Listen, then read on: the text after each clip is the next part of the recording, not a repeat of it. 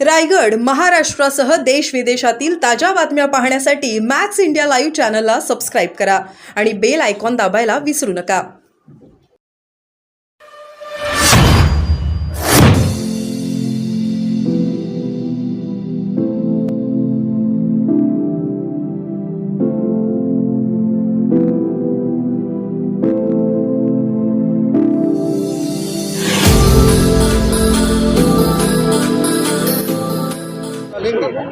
मैं ये 7वीं बार 7 time MLA बन रहा हूँ, बन चुका हूँ. तो मुझे बहुत लंबा अनुभव जरूर है. लंबा अनुभव जरूर है. इस अनुभव का फ़ायदा मेरे पार्टी को भी जरूर हो सकता है और महाराष्ट्र को भी हो सकता है और जो रूलिंग पार्टी है उसको भी हो सकता है. लेकिन विरोधी पार्टी जब सत्ताधारी पार्टी जब विरोधी पार्टी की इज्जत करेगी, बहुमान रखेगी, उसका सम्मान रखेगी, डेमोक्रेसी की इज्जत करेगी, तो इसका फ़ायदा और भी हो सकता है. लेकिन उन्होंने कुछ भी किया तो भी मेरे पार्टी को तो मैं जरूर फ़ायदा करा के दूंगा. विरोधी पक्ष नेता के लिए आप लोगों की चर्चा चल रही है कि आप लोग तीनों पक्ष एक साथ आकर कंबाइन तरीके से राज्यपाल के पास इस बात के लिए आप लोग डिमांड करते हैं कि प्री पोल अलायंस का होगा. ऐसा है कि हम लोग जरूर विरोधी पक्ष नेता पद का डिमांड जरूर करेंगे, मांग जरूर करेंगे.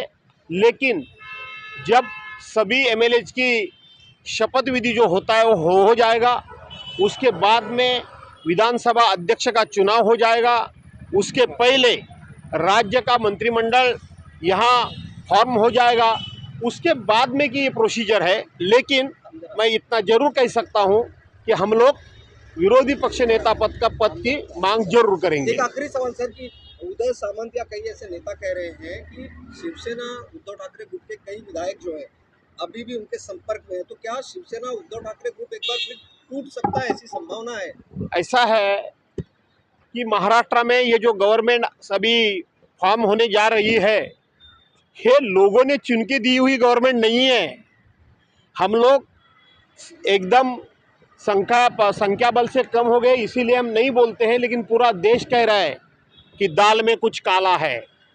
पूरा देश कह रहा है कि ईवीएम मशीन से चुनाव ना किया जाए.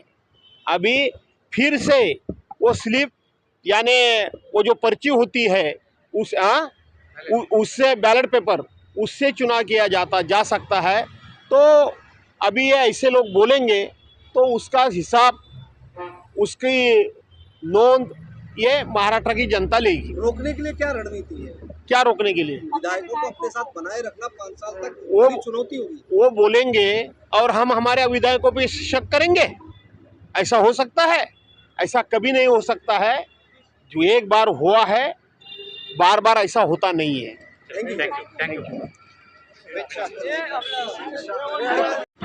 तुम्ही माझं पत्रकार मित्र हे अभिनंदन करताय, याचा अर्थ समस्त महाराष्ट्र माझं अभिनंदन करतोय असं मी समजतो आणि म्हणून सुरुवातीलाच मी तुम्हाला धन्यवाद देतो. खरं तर ही माझी निवड ही अनपेक्षित आहे. मला स्वतःलाही माझी निवड व्हावी असं वाटत नव्हतं. माझी निवड का होऊ नये याचं कारण मी ग्रामीण भागामध्ये राहणारा माणूस आहे. मी मुंबईमध्ये राहणारा माणूस नाही. आणि म्हणून मुंबईमध्ये राहणारा माणूस नेहमी मंत्रालय, विधिमंडळामध्ये त्याला येणं जाणं सोयीचं पडतं. आणि म्हणून ही निवड ही एका मुंबई शहरामधल्या राहणाऱ्या सिनियर माणसाची व्हावी आणि विशेष करून आमचं युवा नेतृत्व आणि आमच्या पक्षाचं भवितव्य आमदार आणि माजी मंत्री आदित्यजी ठाकरे यांची निवड व्हावी असा मी आग्रह धरला होता. परंतु शेवटी आमचे पक्षप्रमुख या संपूर्ण सभेचे अध्यक्ष या नात्यानं त्यांनी सांगितलं, मी सांगतोय भास्कर जाधवांचीच निवड झालेली आहे किंवा भास्कर जाधवांचीच निवड व्हायला हवी असा त्यांनी आदेशच दिला. आणि म्हणून ज्या वेळेला पक्षप्रमुख अशा प्रकारचा आदेश देतात त्यावेळेला तो विनम्रपणे स्वीकारावा लागतो. अन्यथा आदित्यसाहेब ठाकरे यांनी त्यांनाही जबाबदारी मिळावी असं माझं स्वतःचं मत होतं. पण त्यांना विधिमंडळ नेतेपदी नेमले गेलेलं आहे. त्यांना विधिमंडळ नेतेपदी, आदित्य साहेबांना विधिमंडळ नेतेपदी म्हणजे विधान परिषद आणि विधानसभा या दोन्ही सभागृहाचे नेते म्हणून त्यांची निवड देखील झालेली आहे. विरोधी पक्ष नेते पदासाठी काही दावा केला जाईल काय सांगा. अरे थांब ना, अरे एक मिनिट थांब ना, प्रश्न विचारतोय, थांब ना. असं आहे की आम्ही जरूर शपथविधी झाला, विधानसभेच्या अध्यक्षांची निवड झाली की आम्ही नक्कीच राज्याच्या मुख्यमंत्री पदाची निवड झाली की आम्ही जरूर विद्यमान सरकारकडे आणि विधानसभा अध्यक्षांच्याकडे विरोधी पक्ष नेतेपद आम्हाला मिळावं याची मागणी ही आम्ही रितसर करणारच आहोत.